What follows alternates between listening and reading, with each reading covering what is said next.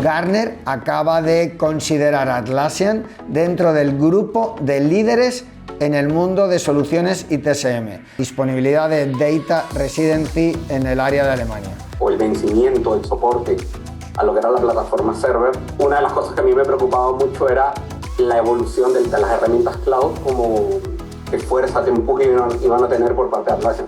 Porque si esta conversación la tenemos hace 2 años, seguramente hubiese sido muy distinta. Lo sé, lo sé. Por todas las limitaciones y todos los problemas que hubo, como normal. ¿Y qué es el Codegeist ahora?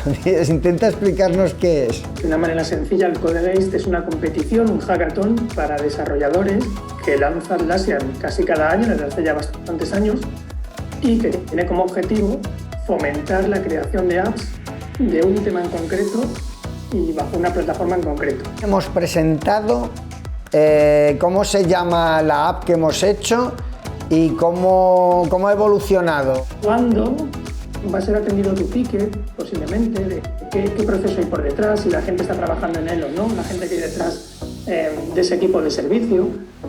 Y para eso creamos Waiting List, para intentar poner un poquito más de transparencia, un poquito más de luz ahí. Hola, hola, ¿qué tal? Buenas tardes, buenos días, depende de cuándo, dónde y cómo nos escuchéis. Este es el penúltimo episodio de Un Paseo por las Nubes de Atlassian en la última semana de noviembre y hoy vamos a tener un par de invitados muy especiales, muy de la casa, que nos van a contar muchas cosas sobre Atlassian, sobre el tema de cloud, sobre el tema del Codegeist y de esas apps que hemos presentado y que nos van a acompañar. Por un lado tenemos a Carlos Aparicio, Charlie para los amigos. Charlie, ¿qué tal? ¿Cómo estás?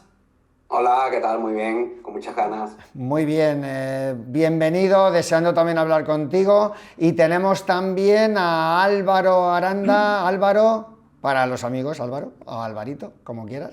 ¿Qué tal, tío? Hola, ¿qué tal? buenas. ¿Cómo estamos? Un gusto estar aquí de nuevo. Muy bien. Pues en unos minutos empezaremos, primero con Charlie y luego con Álvaro. Con Charlie, con Carlos hablando sobre cloud, sobre las migraciones a cloud desde server, y con Álvaro como tema del día para hablar del Codegeist, para hablar de ese concurso de apps al que nos hemos presentado desde Deiser y que veremos en detalle cuáles han sido los resultados. Pero como siempre vamos a comenzar con esa primera sección, esa sección casi de cotilleos de noticias del día del mundo atlassiano.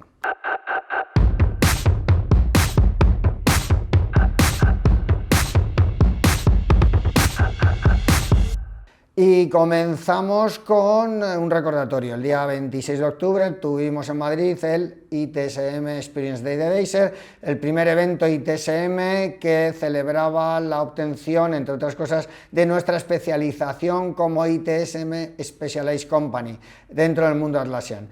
Un evento que resultó tremendamente interesante, con casi 60 personas participando, y ya tenéis los vídeos de cada una de las charlas del evento, tanto del resumen como de las charlas individualmente. La mía, la de Gloria, la de Gregory, la de Jaime, la de Izaskun, incluso toda la reunión final con las entrevistas y las preguntas de las personas.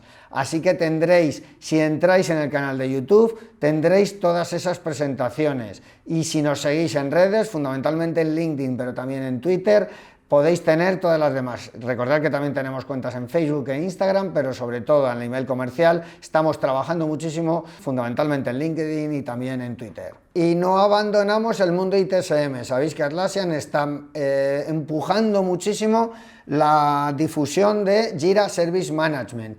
Acabamos y veremos más adelante una noticia muy importante dentro del mundo Atlassian, de un reconocimiento importantísimo. Un producto que ya está en más de 40.000 empresas. El próximo 8 de diciembre se producirá en directo un evento presencial denominado ITSM High Velocity. Es un evento orientado a poder difundir en el mundo Atlassian en Europa, en la zona EMEA, todo lo relacionado con Jira Service Management y su capacidad para la transformación digital de las empresas que quieren de alguna manera añadir valor a sus servicios. La suerte que tenemos como empresa es que gracias a la especialización que hemos obtenido, Deiser tendrá una mesa, tendrá una especie de mini booth donde estará un equipo de 3 personas como mínimo, estaremos seguros, Fede, Pedro y yo, atendiendo a todos los visitantes. Si alguno viaja desde España, que nos busque, que busque el logo de Deiser y que trate de conocer un poquito mejor todo lo que somos capaces de ofrecer. Y yo tengo la suerte y el privilegio de moderar uno de los tracks relacionados con Enterprise Service Management, en el que vamos a poder hablar y dialogar con alguna de las empresas a nivel europeo que va a contar su experiencia de Jira Service Management desde el punto de vista de empresas, de departamentos que no son de TI. Y seguimos hablando de ITSM. No podemos olvidar el enorme reconocimiento que precisamente entre el último Un paseo por las nubes y este ha recibido Atlassian. Gartner, la prestigiosa consultora que establece sus criterios de clasificación de las grandes compañías de fábrica de software a nivel mundial con sus Magic Quadrant, Gartner acaba de considerar a Atlassian dentro del grupo de líderes en el mundo de soluciones ITSM. En el año 2021 recibió la mención de empresa visionaria o solución visionaria, ha subido un escalón y ahora mismo se codea con los grandes en el mundo ITSM, con ServiceNow, con BMC, con Ivantis. El cuarto lugar, si no es el cuarto, el tercero, el segundo, el primero, pero uno de esos cuatro es Atlassian. Un producto que nació como una app hace 8 o 9 años y que se ha convertido en una solución a nivel mundial de carácter corporativo para la creación de mesas de servicio en las organizaciones. Todo un logro, y ha conseguido posicionar un nuevo producto de Atlassian dentro de lo que es la capa estratégica de todas las empresas a nivel mundial. Y sobre todo, y desde el punto de vista del mundo Atlassian, un recordatorio de una de esas funcionalidades que todo el mundo quiere y que además está relacionado con la próxima sección, cuando hablemos con Charlie sobre cloud y las migraciones a cloud, y es la disponibilidad de Data Residency en el área de Alemania.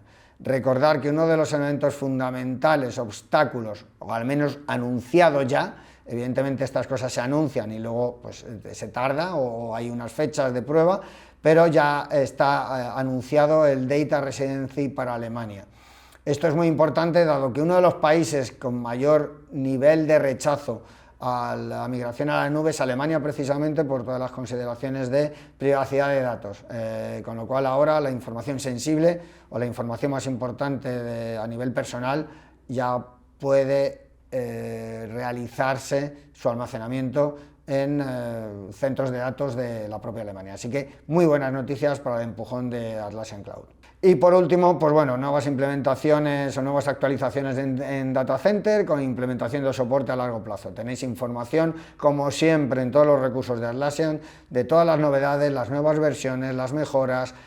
Podéis entrar, por un lado, al community, community.atlassian.com, y en la propia web de Atlassian para ver los roadmaps de los productos. Así que de verdad, no lo olvidéis, siempre tenéis información en esos dos recursos, y si no, como siempre, no tenéis más que entrar en www.deiser.com/es y pedirnos información. Nuestro formulario están ahí para atenderos, para que todas las cosas que necesitéis relacionadas con Atlassian y sus soluciones las podamos atender desde Deiser. Así que ya sabéis, contad con nosotros para lo que necesitéis. Y bueno, hoy ha sido también profuso en novedades, muy centradas en ITSM, pero estas últimas noticias, sobre todo la última, nos da bastante pie a nuestra siguiente sección.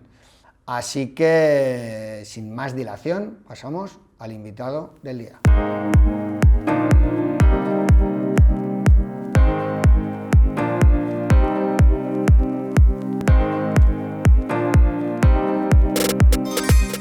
Bueno, y hoy como invitado del día tenemos a alguien de la casa. Su nombre, digamos, oficial es Carlos Aparicio, pero en Deiser todo el mundo le conoce como Charlie. Hola Charlie, ¿qué tal? ¿Cómo estamos? Muy bien, muy bien. Con muchas ganas de mi primer podcast con vosotros, así que con mucha ilusión. Muchísimas gracias. Antes de empezar a hablar, me gustaría poner un poco en contexto a la gente de quién es Charlie. Carlos entró en Deiser, yo creo que fue en el año 2009, aproximadamente, ¿no? Correcto. O sea, que lleva ya camino de 13, 14 años, o sea, porque fue en el primer trimestre del 2009, así que en el primer trimestre del 2013 cumplirá ya 14 años. y muy pronto, después de una serie de actividades, entró en el mundo Atlassian, como en el 2010, 2011, ¿no? Más o menos, Sí, aproximadamente. aproximadamente cuando empezamos a dar el cambio a centralizarnos en la parte de Atlassian, a enfocarnos en la parte de Atlassian, fue cuando empecé ya ese camino. Efectivamente, y a partir de ahí, pues Charlie se ha convertido en una de esas personas que primero se ha ido metiendo al mundo Atlassian hasta el fondo, y en segundo lugar, su característica técnica le permite tocar un poco todos los palos. Es decir, Charlie ha hecho todo tipo de actividad dentro del mundo Atlassian, desde desarrollo, gestión de infraestructura, implementación, consultoría. Más o menos es así, ¿no? Toca un poco de todo. Información, un poco todo lo que comentabas, vamos, un poquito todos los palos relacionados con Atlassian. Efectivamente. La idea hoy es un poco charlar sobre, en tu caso, que podíamos tocar muchos temas y precisamente esa amplitud de espectro nos permite hablar de muchas cosas, pero en este caso es sobre todo del tema, sobre todo de las migraciones a cloud. Como sabéis, los que nos escucháis, Atlassian anunció ya hace unos 2 años el cese del soporte a server, a lo que es el on-premise de toda la vida de Atlassian. En febrero del 2024 se inició un viaje, digamos, a veces muy acelerado a la nube, al Atlassian Cloud, y dejando como resquicio pues la posibilidad de lo que llamamos data center, que es una posibilidad de tenerlo más o menos on-premise o en nube pública, pero con unas características un poco más complejas. En todo este proceso de migración a cloud, Charlie, los clientes de que están migrando de server a cloud, ¿qué es lo que más les preocupa, teniendo en cuenta toda la historia de Jira? ¿Cuáles son las mayores preocupaciones que puede tener un cliente cuando migra desde server a cloud? Vale, pues básicamente lo que hemos detectado siempre desde el área de soluciones, ¿vale? Cuando venimos hablando con los clientes, porque como dices, hace 2 años o así aproximadamente se anunció el cese o el vencimiento del soporte a lo que era la plataforma server, y una de las cosas que a mí me preocupaba mucho era la evolución del propio cloud, de las herramientas cloud, como qué fuerza, qué empuje iban a tener por parte de Atlassian. Porque si esta conversación la tenemos hace 2 años, seguramente hubiese sido muy distinta. Lo sé, lo sé. Por todas las limitaciones y todos los problemas que hubo, pues como es normal, cuando una empresa saca una herramienta al mercado, pues hay que darle un tiempo de rodaje, de que vayan conociendo cómo los usuarios, como estas grandes empresas usan las aplicaciones, e ir mejorando poco a poco. ¿Vale? Entonces, en cuanto a las preocupaciones que siempre hemos tenido y que hemos detectado que los clientes suelen tener, lo comentabas antes, uno de ellos, y el principal si se quiere, es la residencia de datos, ¿vale? ¿Dónde van a estar mis datos alojados? Sobre todo, esto se pregunta mucho en sectores fuertemente regulados o financieros, tema banca, salud, sanidad, etcétera, etcétera, que pues obviamente por las regulaciones del Estado, del país donde te encuentres, pues serán más fuertes o no. Aquí hay un tema importante con el tema de la residencia de datos, ¿vale? No sé si todo el mundo lo sabe, pero hay prácticamente ahora mismo 5 locaciones, por decirlo de alguna forma. Está Estados Unidos, Australia, Frankfurt y Dublín, ¿vale? Y como bien comentabas, ahora, desde diciembre de 2022, no sé exactamente qué fecha lo empezaron a implementar, entra ya Alemania no como ciudad, sino como la región de AWS completa, ¿vale? Es decir, utilizando los distintos data centers que puedan tener dentro de Alemania. Eso es algo que estaba en el roadmap, que se había anunciado, me parece que en el último Teams, y es ahora en diciembre de 2022 cuando lo empiezan a implementar. Y como bien comentabas, esto lo que nos da la posibilidad es que las empresas digan o indiquen dónde quieren que se almacenen sus datos de las aplicaciones, ¿vale? Y aquí viene uno de los primeros matices. No todas las aplicaciones cloud soportan este tipo de opción o de residencia de datos, ¿vale? Principalmente las que lo tienen son Jira y Confluence, ¿vale?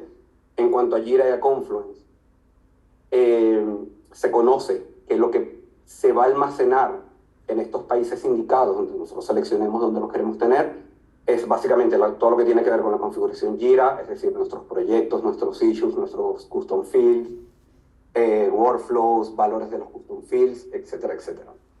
A nivel de Confluence, igual, los espacios, las páginas, el contenido, los attachments. Por ejemplo, que hay mucha gente que nos dice, oye, pero tengo attachments que pueden ser sensibles, esto sí necesito que esté dentro de la Unión Europea o en un país específico. Esa información sí que es susceptible de ser almacenada en estas locaciones.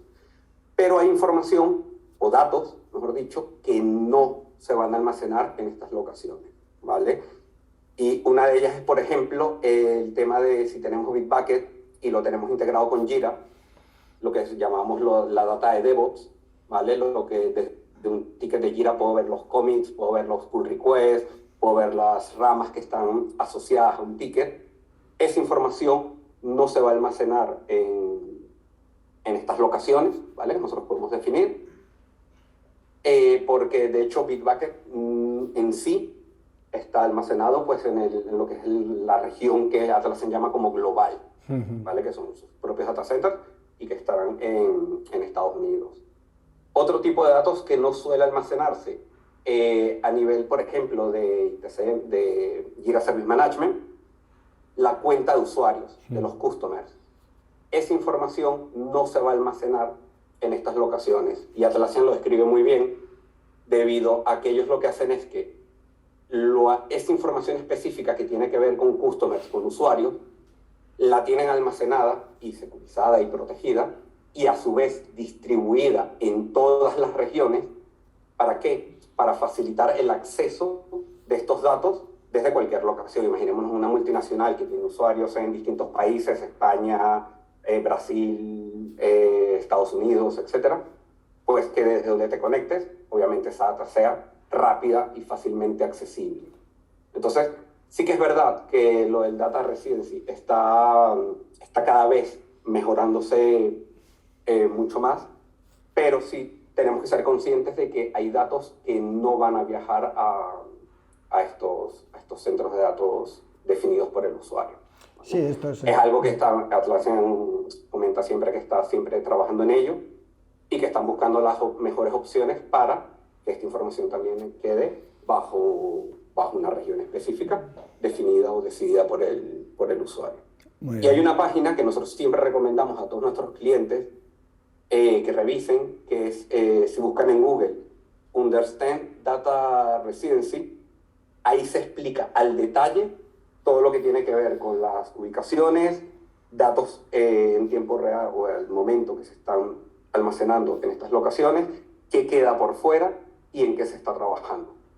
Entonces es un tema que, sobre todo los clientes que cuentan con estas regulaciones y necesitan tener la seguridad de que sus datos van a estar en un sitio específico, les recomendamos siempre que visiten esta página, que es información pública, está publicada en internet y que pueden ver siempre en cualquier momento. Muy bien. Efectivamente parece que el Data Residency es como el elemento de mayor fricción, ¿no?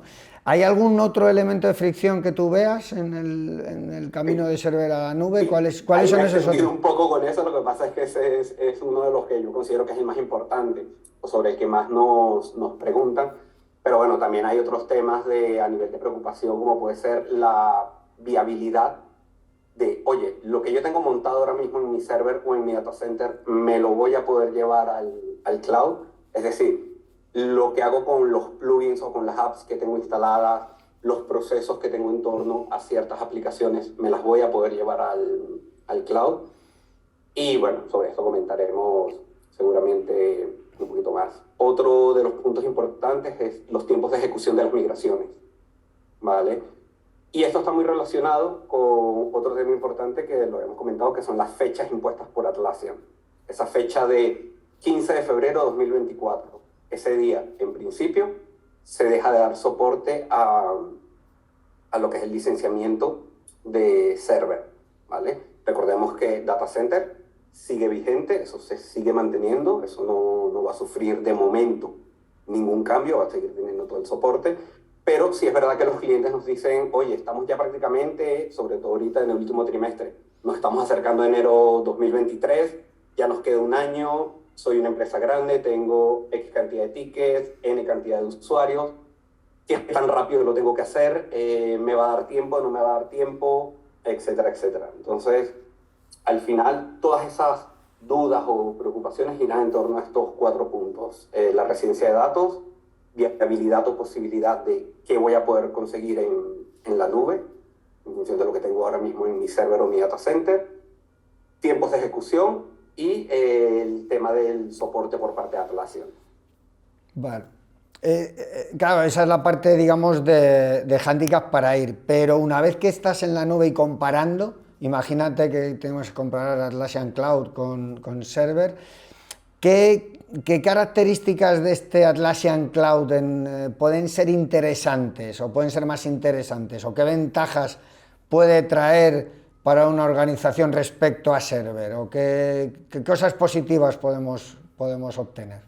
Tiene muchas cosas buenas, sobre todo lo que comentamos al principio, desde hace año y medio, 2 años prácticamente para acá, el tema cloud dentro de Atlassian ha dado un vuelco increíble.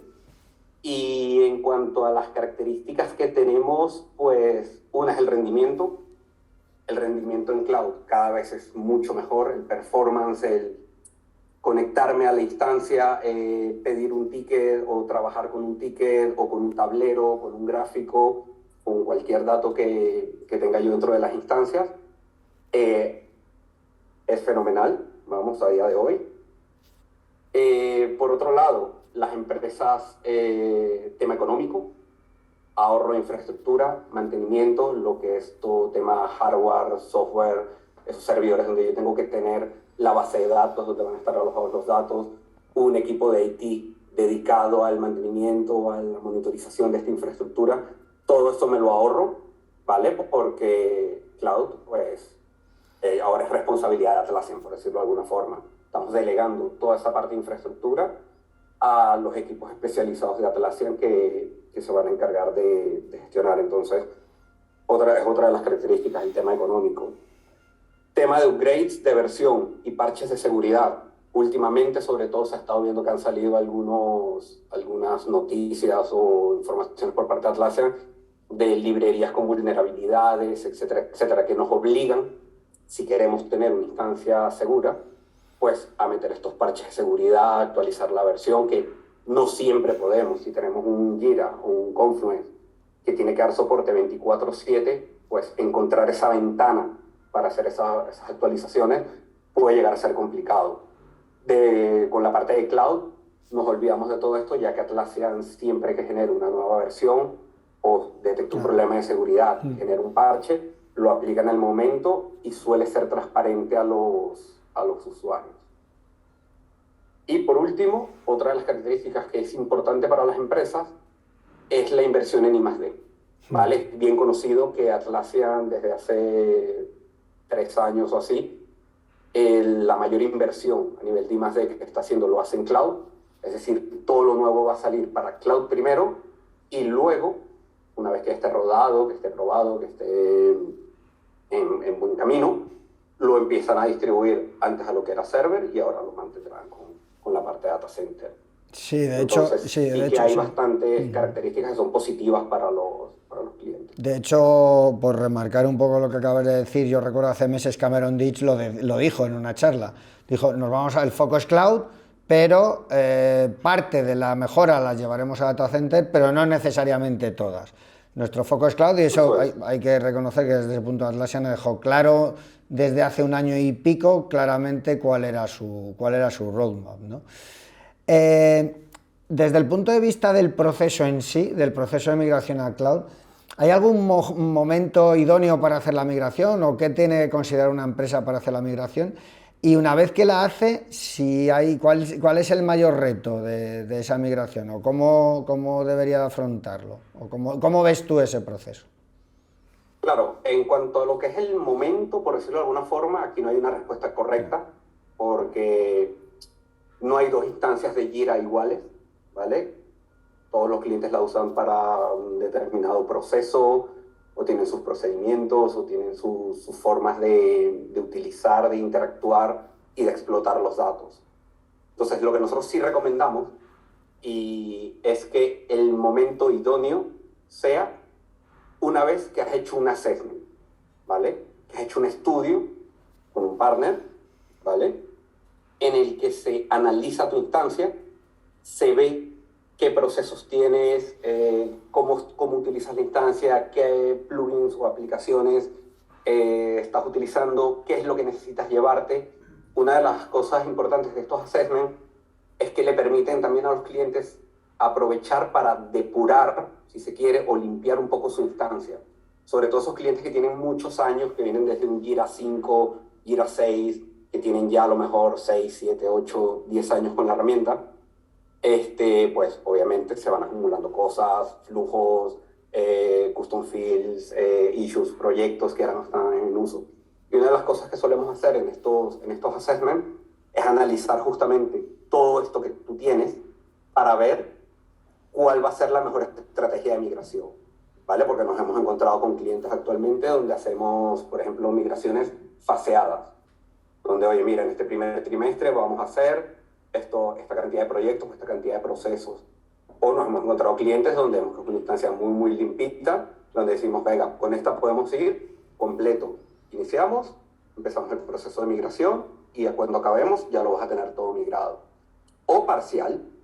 Hay mucha gente que a lo mejor termina quedándose con una parte en data center, históricos o datos que son muy sensibles que no pueden llevarse a la nube y se llevan lo que realmente se pueden llevar a ese proceso. Entonces, el momento sería una vez que has realizado un estudio de qué es lo que tienes, cuál es tu situación actual, para ver cuál es la mejor manera de irte a la nube. Sí, o sea que el assessment entiendo que es el elemento base, ¿no? A partir de ahí yo ya decido cómo, cuándo y en qué timeline, o en qué escala temporal. Entonces, eso es. Sí. Una vez que se finaliza el assessment, las empresas tienen ya la capacidad para decidir justamente lo que has comentado. Cómo, cuándo, dónde, por qué, para qué, cuáles son las mejores vías. Otro tema importante de los assessments es que esto no es que no lo hayamos inventado nosotros, por decirlo de alguna forma. Esto Atlassian lo ve con muy buen ojo, es una de las recomendaciones que hace Atlassian y que lo tiene público en toda su documentación, porque es justamente eso, es justamente lo que nos permite conocer en verdad qué es lo que tenemos ahora mismo. De hecho, Atlassian ya lo está diciendo últimamente en los mensajes, no hay una migración pequeña o sencilla, por decirlo de alguna forma.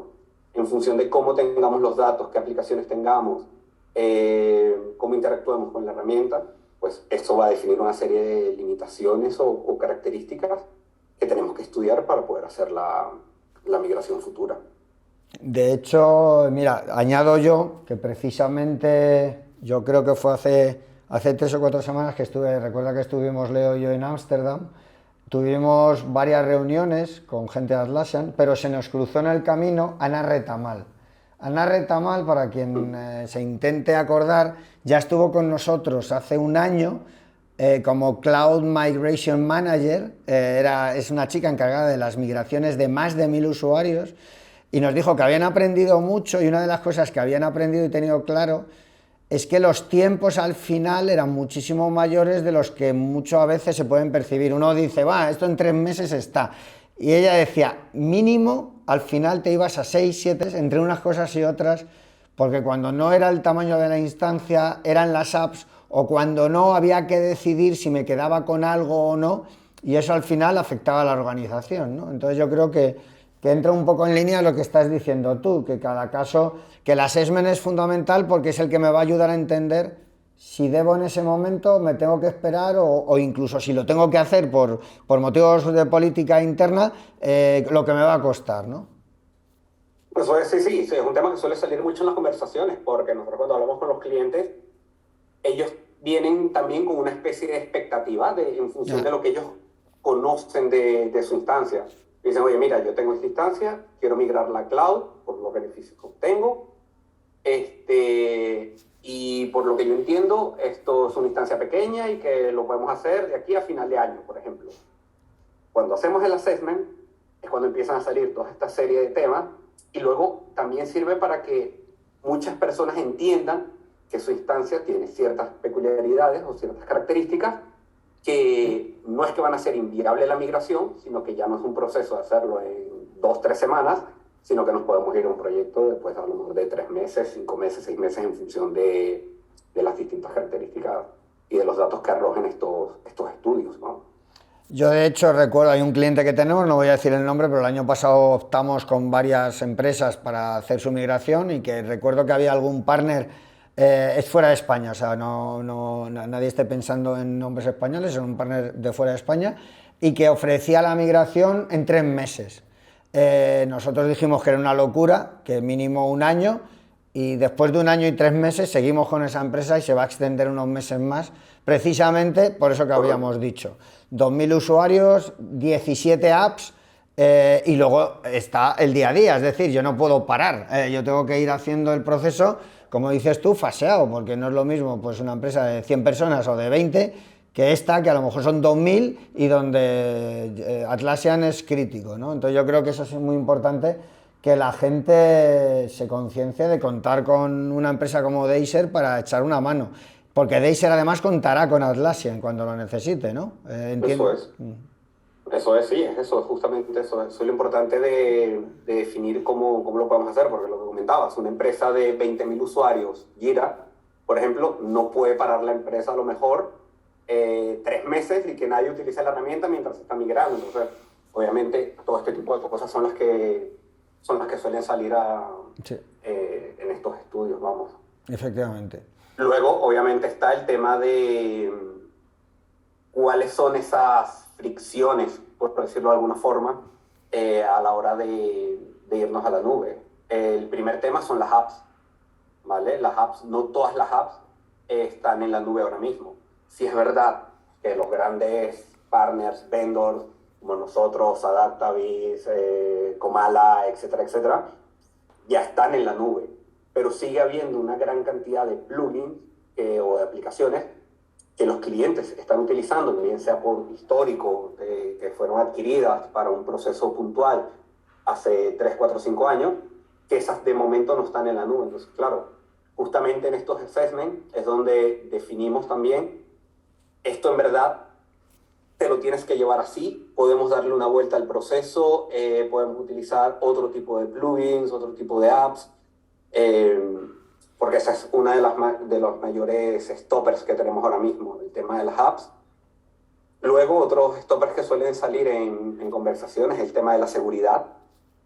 Vale, yo voy a delegar todo esto a Atlassian, ¿quién me garantiza o cómo me garantizan que mis datos van a estar seguros, que no vamos a ser hackeados, que no nos van a robar pues la información, los attachments, etcétera, etcétera? Y bueno, aquí contar que Atlassian cuenta con equipos especializados de seguridad y una serie de certificaciones que en principio avalan todo lo que es el tema de seguridad de aplicaciones en la nube. Otro tema importante que nos suelen preguntar cuando estamos haciendo los assessments es la seguridad de los datos, la persistencia. Oye, ante un fallo, vale, sé que mis datos van a estar, por ejemplo, en Frankfurt, pero ¿y si el data center de Frankfurt de Amazon se quema o ocurre algo? Entonces, bueno, aquí Atlassian siempre pone a disposición una serie de mecanismos de seguridad y backups continuos en distintas regiones dentro de la misma zona, ¿vale? Donde tenemos nuestros datos para garantizar que esto, en caso de que haya algún fallo, algún peligro de los datos, rápidamente puedan volverlo a levantar lo antes posible. Hemos sufrido caídas en cloud, o sea, no somos inmunes. Al final Atlassian tiene un SaaS, ¿vale?, que pone a disposición de sus usuarios, pero hace unos meses tuvimos una caída de Jira que duró, no sé cuánto tiempo fue, una semana o así, más o menos. Y claro, estas son cosas que al final a los clientes, sobre todo a los que son muy grandes, les preocupa decir, hostia, es que yo tengo procesos críticos dentro de la empresa, procesos de facturación, de desarrollo, etcétera, etcétera, que no quiero perder. Entonces, bueno, eso es algo que pasa tanto en Atlassian como en cualquier otra. Se nos ha caído Google, se nos ha caído WhatsApp, ya. No son inmunes a eso, pero sí que tienen medidas de seguridad que intentan garantizar que los datos estén siempre disponibles, o al menos el 99,9999%.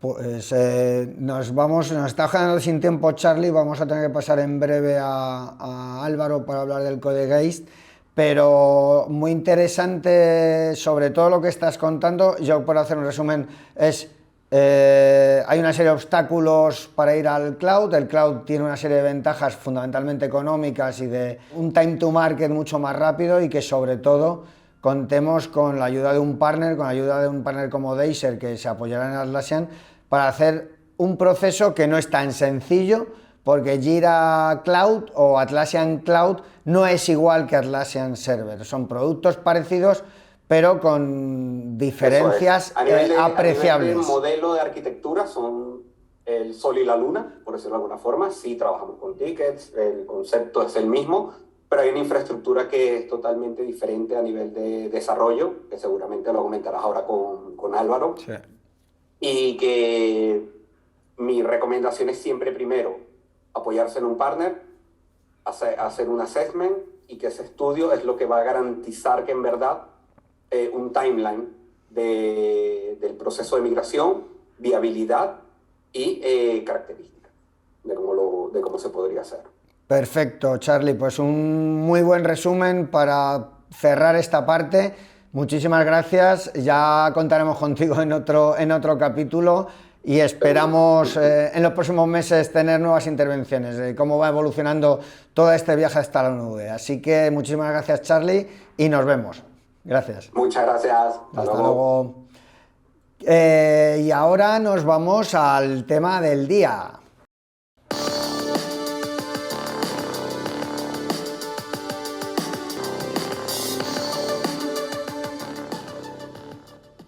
Hacía tiempo que no ponía yo esta música, porque resulta que siempre teníamos una sección y esta vez tenemos dos, porque tenemos a dos personas de Deiser con nosotros. Álvaro, ¿qué tal? Buenas tardes. Buenas tardes. Muy interesante la charla con Charlie. Sí, la verdad es que sí. Lo bueno es que con Charlie uno siempre aprende. Esto lo vamos, dentro de poco vamos a sacar de aquí un montón de pildoritas para nuestro canal de YouTube. Te iba a decir cuánto tiempo, pero claro, nos vimos el viernes en la comida de Deiser de Navidad, que aunque no lo sepáis, Deiser organiza sus comidas de Navidad el último viernes de noviembre. ¿Por qué? Porque antes era más barato, ahora es más fácil. Y en la actualidad es mucho más sencillo encontrar un sitio para podernos ver, así que nos vimos hace unos días. Y ahora que en el remoto, pues nos vemos más de tarde en tarde. Álvaro, ¿cuánto llevas tú? Pues también llevas un buen porrón de años, ¿no? ¿8, 9? Probablemente. Sí, cerca de 9 ya. O sea que... Y la historia de Álvaro en Deiser comienza casi con la historia de nuestras apps. Cuando Deiser decide desarrollar apps en el marketplace, el desarrollo de apps lo hace la gente que está libre y que no está a lo mejor en consultoría, y en ese momento empezamos a pensar que necesitábamos gente para reforzar el equipo, y apareció Álvaro, le seleccionó, me acuerdo de la entrevista la tuvo Carlos Fernández, que es la persona que todavía sigue con nosotros, y bueno, pues arrancaron la semilla un poco a empujones, porque entonces no había una clara separación entre producto y servicio, la semilla de lo que es ahora el área de producto de Deiser, ¿no, Álvaro? Más o menos esa es la historia. Ese es el resumen, eso es. Y con el paso del tiempo, pues el equipo se ha convertido en una unidad de 12 personas ahora mismo, con todos los elementos que necesitamos para el desarrollo de software, con QA, con UX, con testing, con soporte, con desarrollo, con backend, con frontend, y lo que eran semillitas puestas por ahí, pues acabaron convirtiéndose en el Project Track, en Exporter, en Workload, aunque ahora Workload es una app menor, y en una de la que vamos a hablar ahora que se llama Waiting List, ¿no? Más o menos.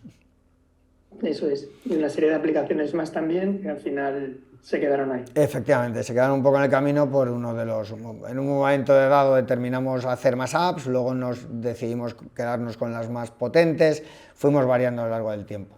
Hoy vamos a hablar con Álvaro, con Álvaro también es una de esas personas con la que podríamos hablar de mil cosas dentro de Deiser, porque también Álvaro, a pesar de que está en el equipo de producto, tiene las acreditaciones profesionales de Jira, como la de cualquier un consultor o persona que implementa soluciones Atlassian, dado que una persona de producto Atlassian, en cierto modo, está obligado a conocer muy bien los productos, porque va a hacer apps para esos productos, entonces tiene que conocer funcionamiento, limitaciones, etcétera. Pero hoy vamos a hablar de la parte suya, la que más está en el día a día, que es el desarrollo.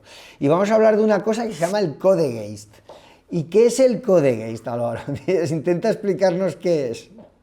Vale, pues de una manera sencilla, el Codegate es una competición, un hackathon para desarrolladores que lanza Atlassian casi cada año, desde hace ya bastantes años, y que tiene como objetivo fomentar la creación de apps de un tema en concreto y bajo una plataforma en concreto. En este caso, este año, la plataforma elegida era Forge, la nueva plataforma de desarrollo de Atlassian para aplicaciones cloud, y había 3 temas principales. Había que crear aplicaciones que o bien fueran para equipos de DevOps, para equipos de negocio o para equipos de IT. Te voy a poner un aprieto. Si pudiese explicar, date cuenta que este podcast teóricamente nos escucha gente técnica, ¿vale?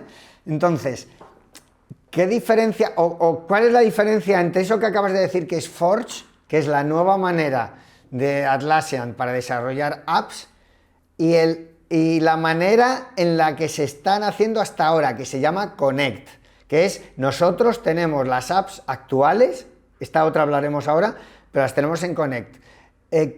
¿Podrías, aunque sea, yo qué sé... Sí, por supuesto. Explicar... Ser muy breve. Y además me voy a apoyar en lo que estaba diciendo antes Charlie. Por eso, es que quería dar pie por eso, sí. Sí, pues si me pongo en el punto de vista de un cliente, un gran problema al ir a cloud es la seguridad. ¿Qué va a pasar con mis datos? ¿Qué va a pasar con mis datos? Porque yo no solo tengo Jira, Confluence o cualquier otra aplicación de Atlassian, sino que también tengo apps. Utilizando Connect, que era la plataforma antigua, la que teníamos hasta ahora para el desarrollo de aplicaciones en cloud, cada proveedor, cada app, tiene que mantener su propia infraestructura. Eso quiere decir que la información de los usuarios puede que no esté solamente alojada en los servidores de Atlassian, sino que van a estar en los servidores también de cada una de las apps. ¿Vale? Eso para un cliente es una incertidumbre grande. Es decir, yo delego en Atlassian, pero Atlassian delega en más gente. ¿Qué va a pasar con mis datos? Forge viene a solucionar varias cosas por parte de Atlassian, pero una de las que viene a solucionar es esta. Es una plataforma que para un cliente le asegura que sus datos van a estar siempre dentro de esa plataforma. ¿Por qué? Porque Atlassian a los desarrolladores lo que nos da es una plataforma única donde todos vamos a alojar nuestras apps. Y esa plataforma está alojada o está manejada por Atlassian, ¿vale? Con lo cual Atlassian tiene todo el control. Nosotros desarrollamos las apps, Atlassian las aloja, Atlassian provee el servicio para sus distintos productos y el cliente puede estar tranquilo. Atlassian va a garantizar sí o sí el buen funcionamiento y la seguridad de sus datos porque ella es la que tiene control. Me gusta esa manera de haber respondido porque me da pie a dos cosas. Una, precisamente tu arranque. Nos encanta hacer apps, nos encanta que Project Track o Sporter lo compren miles, cientos o miles de empresas, pero sí que es cierto que en cierto modo los fabricantes de apps generamos incertidumbre en el usuario de Jira, en el usuario de Atlassian, porque no somos Atlassian, que es un poco, entra a discusión lo que tú decías, gestionas tus propias infraestructuras y en cierto modo somos como agujeritos de seguridad dentro de la gran instalación de Atlassian. Por lo tanto, sí que es verdad que por un lado, y yo tengo que entender, me voy a intentar poner abogado del diablo, por un lado Atlassian ha crecido mucho gracias a las apps, pero ahora que están en instalaciones críticas y corporativamente muy grandes, somos una amenaza, en cierto modo, al menos la arquitectura, no la app en sí, pero la arquitectura genera, yo lo sé porque además yo he gestionado operaciones de venta a grandes corporaciones y te empiezan a preguntar, bueno, ¿y estas apps son de Atlassian? Y yo, no, ¿cómo que no? Pero no, mira, tú tienes 17 apps y son 12 fabricantes distintos. Y entonces entran en pánico, sobre todo si es de compras. Y la persona de compras te empieza a hacer preguntas. Y no, mira, tienes un end user agreement para cada uno de ellos. Para mí, ¿qué es lo que hace Forge? Protege eso. Con mayor o menor, eso ya vamos a entrar, si quieres en otro capítulo entramos otro día, porque es verdad que Forge es todavía una plataforma muy poco madura. Pero lo que pretende Atlassian con el paso del tiempo es como garantizar al cliente que es mucho más homogéneo la arquitectura a la que está entrando y no hay tantas dependencias. No es lo mismo entrar en la arquitectura de una app de Deiser que en la del fabricante Pepito Gómez, que la estuvo haciendo el otro día. Y a lo mejor tiene mucho éxito, pero es un maldito agujero de seguridad. Y nosotros, sí es verdad que invertimos en ello, pero no todo el mundo, ¿no? Más o menos es así, ¿no, Álvaro? Sí, ese es el resumen. Que no se asuste nadie, que es verdad que Atlassian, para las aplicaciones de Connect, sí que tenemos que pasar ciertas aprobaciones de seguridad por su parte. O sea, que sí que hacen un seguimiento, pero obviamente no es tan cercano como que ellos fueran los que alojan todo y dan la seguridad del hosting. Efectivamente, nosotros, sí que tiene cierta seguridad, pero esta es la garantía completa, ¿no? Que ofrece Confort, se lo va a ofrecer. Justo, nosotros cumplimos el programa de Cloud Fortified, que es muy exigente, hacemos validaciones y pasos de testing todos los años de las apps, sobre todo ahora en Data Center. Luego también estamos adscritos a programas tipo Bug Bounty para la detección de vulnerabilidades. Es decir, hay una inversión clarísima por parte del partner, pero esto lo que hace es dar un paso más. Va a permitir al partner, además, probablemente enfocarse en cosas más orientadas a generar valor que en proteger la infraestructura, porque la infraestructura ya la protege Atlassian y yo me puedo encargar de mejorarlo. Si bien es cierto que entiendo que el framework todavía es muy nuevo y que evidentemente hay carencias y que estamos evolucionando poco a poco hacia ese modelo, ¿no? Más o menos. Sí, eso es. Pasa exactamente como decía antes Charlie con el tema de cloud y cómo lo veía hace unos años y cómo lo ve ahora. Ajá. En Forge estamos en ese punto, lo llevamos viendo un tiempo, está evolucionando y la idea es que de aquí al futuro sea la plataforma base de desarrollo. Bien, pues vamos a volver al origen, a esto del Code. Cuando yo te he hecho la pregunta y se empezó a hablar de Forge, etc. ¿Con qué nos hemos presentado? ¿Cómo se llama la app que hemos hecho? ¿Y cómo ha evolucionado? Y vamos a entrar en ello un poco, vamos a irnos a ver ¿qué hemos hecho? Habla un poco de la historia de la app, sí. Sí. Cuando empezamos a pensar en el Codegeist, lo hicimos sabiendo que nosotros en Deiser queremos abrir un nuevo equipo, un nuevo espacio para el descubrimiento de apps. Y qué mejor manera que ya que queríamos ese objetivo, si Atlassian abría justo la participación del Codegeist, pues podría ser un buen arranque. Entonces, lo primero que hicimos cuando empezamos a pensar en qué íbamos a presentar al Codegeist era seleccionar ideas. La primera de ellas tenía que ver con Confluence y no la llevamos a cabo porque nos encontramos al final con un problema en el API y no podíamos recoger la información que queríamos. Tiene que ver en concreto con los states, que le llaman. La traducción sería quizá un poco engañosa porque no son exactamente estados de las páginas y por ahí cerramos esa vía y nos decidimos a buscar otra idea y esa fue Waiting List, que es el nombre de la aplicación que finalmente hemos presentado. Esta segunda idea, Waiting List, quizá tiene bastante más sentido con lo que con las bases del Codegeist. En este caso, porque va dirigida a solucionar uno de los problemas que ellos nos planteaban. Va dirigida a solucionar problemas de los equipos de IT, en concreto de las mesas de servicio de la gente de IT. ¿Vale? La idea que hay detrás es que Waiting List quiere poner transparencia en un punto en donde a lo mejor por defecto en Jira Service Management no la hay tanto, y esa es la experiencia del cliente con los tickets que crea en las mesas de servicio. ¿Vale? Tú puedes crear un ticket como cliente y vas a ver la información del ticket en pantalla, pero te falta, en nuestra opinión, te falta algo de información de cuándo va a ser atendido tu ticket, posiblemente, de qué proceso hay por detrás, si la gente está trabajando en él o no, la gente que hay detrás de ese equipo de servicio. Y para eso creamos Waiting List, para intentar poner un poquito más de transparencia, un poquito más de luz ahí. Yo he estado viendo un poco, he estado viendo lo que hace y es parecido a, pues por poner un caso que todo el mundo conoce, y es cuando intenta conseguir entradas para un concierto y te dice, tienes a 715.330 delante de ti intentando encontrar una entrada para Coldplay, por ejemplo. Más o menos viene a darte esa transparencia, ¿no? Decirte, estás a tanto de que te solucionen el problema, más o menos, ¿no? Sí, por ahí va el tema, es algo similar. El tema es que cuando estamos hablando de equipos de servicio que dan servicio en IT, es habitual tener SLAs, que son, traducido al español serían acuerdos a nivel de servicio, y hay aplicaciones ya en el marketplace que lo que hacen es publicar esos acuerdos a nivel de servicio para que el cliente tenga información de cuál es el tiempo máximo en el que deberían contestarle. Eso muchas de las empresas lo rechazan porque quizás son cosas casi a nivel privado o que se pueden poner en una cierta documentación, pero no que cada cliente debería verlo en su pantalla en todo momento. ¿Vale? Entonces nosotros intentamos dar transparencia, pero sin llegar a ese nivel, sin poner el dato claro de esto es lo que estamos obligados por acuerdo. ¿Vale? En este caso justo hace lo que dices tú. Te dice una posición, tu posición, la posición de tu ticket en la cola, en base a cuál es el acuerdo de nivel de servicio más cercano a cumplirse.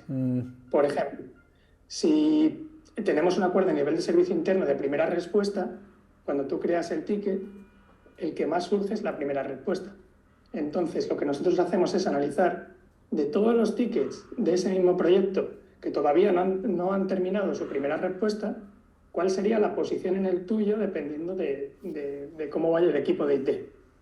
¿Vale? Mostramos eso al usuario. Además, le mostramos cuál es el tiempo medio que tarda un ticket en ser atendido según ese SLA que estemos tratando. No podemos darle... Aquí viene uno de los principales problemas de waiting list. Sería quizá demasiado pretencioso por nuestra parte darle un tiempo al usuario exacto de cuánto va a tardar su ticket. Eso no podemos hacerlo. Puede que haya días que hay menos gente trabajando detrás de un servicio de IT que otros. Puede que haya distintas condiciones de trabajo que también puedan alterar eso.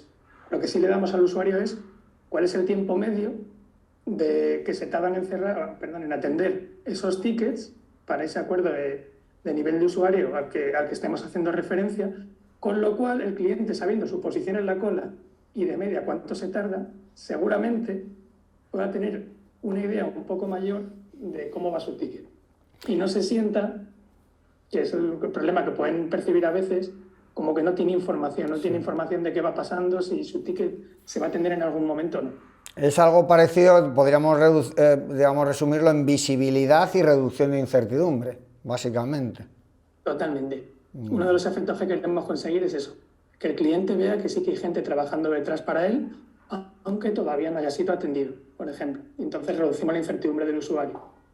Vale. Es interesante también porque además Atlassian ahora que está empujando todo el mundo de ITSM, de ITIL, de las mesas de servicio, con lo cual ya estamos hablando de SLAs, es como una mejora, ¿no? Es una idea aparentemente muy sencilla, pero como es un reto porque hasta ahora no estaba resuelto, al menos no aparecía explícitamente resuelto. Eso es, exactamente. Entonces parecía como la cuadratura del círculo para nosotros. Hemos obtenido, como has dicho antes, la especialización ITSM, estamos arrancando un nuevo equipo que va a empezar a trabajar en el descubrimiento de aplicaciones, vamos a empezar a trabajar en Forge, justo nos proponen el Code Base, donde tenemos que desarrollar una aplicación de Forge, justo nos piden que sea de ITSM entre una de las categorías, y por eso parecía como que todo tenía sentido. Y encontramos ese gap de negocio importante de intentar exponer información, quizá no igual que lo hacen otras apps, que exponen cosas que a lo mejor las empresas no pueden exponer, pero sí algo para que el usuario, como tú dices, vea reducida su incertidumbre. Y ahora lo más importante, bueno, no hemos hablado de ello, y cómo ha sido la participación, qué nos han dicho, cómo ha sido el resultado. Bueno, pues ha ido muy bien, De hecho, nos han otorgado 2 premios, hemos sido premiados. Aquí había diferentes categorías en este caso. Había como la categoría principal, que es la que he dicho, que tenía que presentar una aplicación que cubriera una de esas 3 soluciones a equipos, DevOps, negocio o ITSM. Hemos sido premiados en la de ITSM con un premio honorífico, que sería como quedar quintos en esta categoría. Y luego, por otro lado, había otra serie de premios de otras categorías. Uno era por el storytelling, o cómo cuentas la historia de tu app. Otro era por llevar tu app al marketplace y cómo lo valorarán ese proceso. Otro era un premio regional, dependiendo de la región donde hubieras hecho tu app. Y otro era por el feedback que suministraras porque al final a Atlassian le interesa mejorar su plataforma de desarrollo, Forge, y querían sacar bastante información de todo esto. Bueno, pues el segundo premio nos lo dieron por cómo hemos contado la historia también.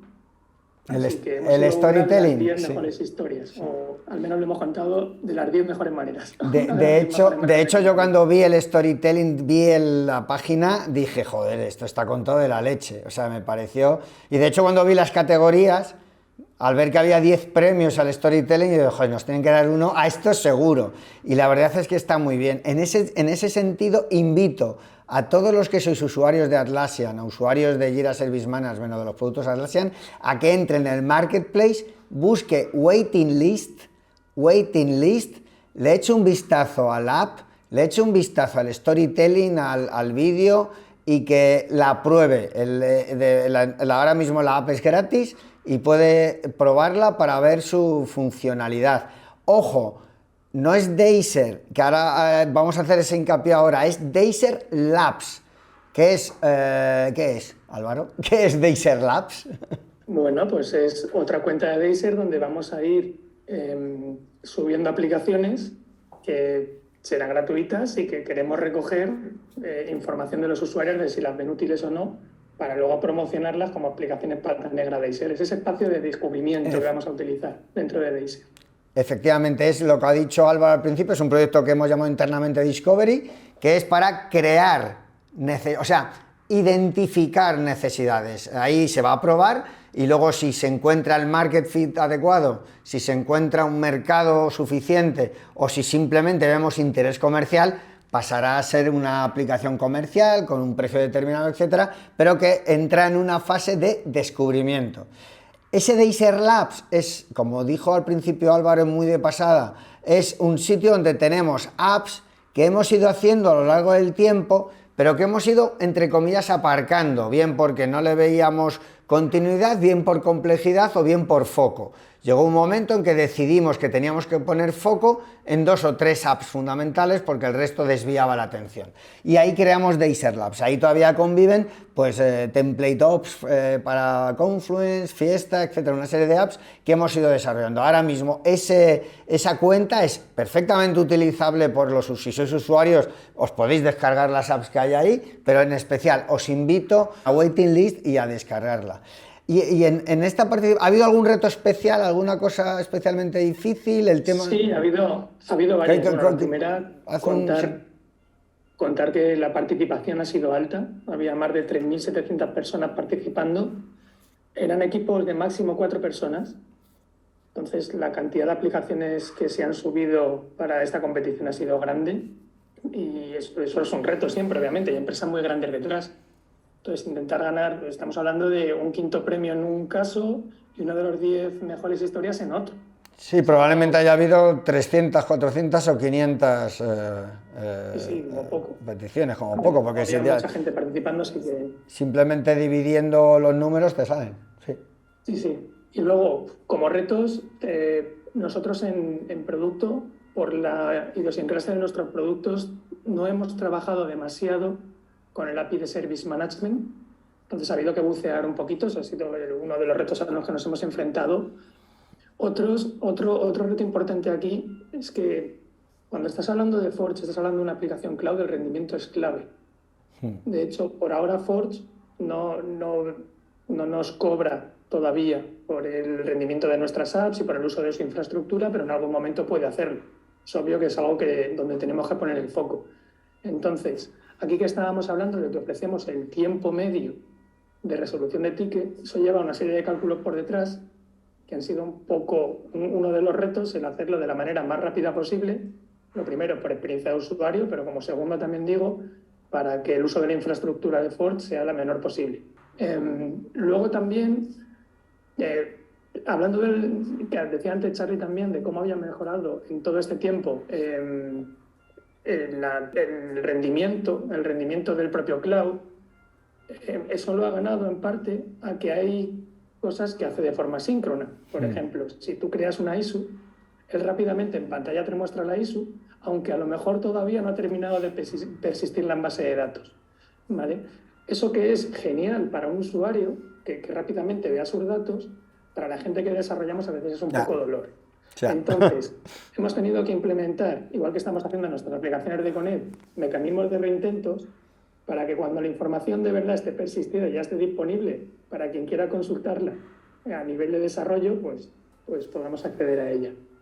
¿Vale? Y luego, por otro lado, también hemos tenido, como reto también ha sido trabajar con estos acuerdos de nivel de servicio, con estos SLAs, porque la manera en la que Jira gestiona, por ejemplo, cuando están pausados, cuando no, es algo que nos ha hecho modificar nuestra aplicación de distintas maneras. Yo creo de todas maneras que a nosotros nos ha servido también para adentrarnos en un mundo que nos espera, que es el de Forge, ¿no? Entiendo. Por supuesto. Esta ha sido como la primera prueba de fuego real, porque hasta ahora habíamos hecho como pequeñas incursiones, más que nada a nivel de, de investigación, pero aquí ya queríamos utilizarlo como una prueba de fuego real porque va a ser el futuro de este equipo de Discovery. Así que nos ha venido genial y de hecho, pues como has dicho, la aplicación está en el Marketplace, debería estar funcionando y que yo, vamos, como has dicho tú, le invito a todo el mundo que la pruebe. Pues muchísimas gracias, Álvaro. Creo que dentro de poco también vas a estar bastante involucrado, ¿no? En el proyecto, en el Discovery. Además vas a poder poner ahí la mente a trabajar. Yo también tengo mucha ilusión en el proyecto. Creo que vamos a sacar un montón de cosas. Creo que es un salto también para nosotros en todo este proceso de cambios y de transformaciones que tenemos en Deiser. Y estoy convencido que vamos a hacer muchas cosas. No sé si quieres decir algo o terminar. Yo sobre todo darte las gracias. Muy bien, muchas gracias. Sí, como colofón a todo esto, pues para mí es verdad que es un reto ilusionante este tema de Discovery. Vamos a intentar investigar un montón de cosas nuevas, así que eso siempre es algo genial.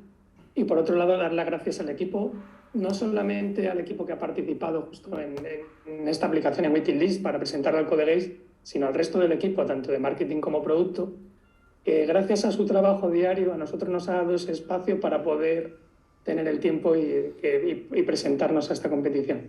Efectivamente, parece que todo es sencillo, pero al final hay gente que tiene que seguir haciendo que la máquina funcione, porque la máquina tiene que funcionar todos los días, no podemos pararla para presentarnos a un concurso, aunque luego nos den premios. Así que nada, muchísimas gracias, Álvaro, reitero las gracias a Charlie, os espero en alguna otra en los próximos meses, gracias y nos vemos en una nueva edición de Un paseo por las nubes de Atlassian. Hasta luego. Hasta luego. Hasta luego. Gracias, hasta luego.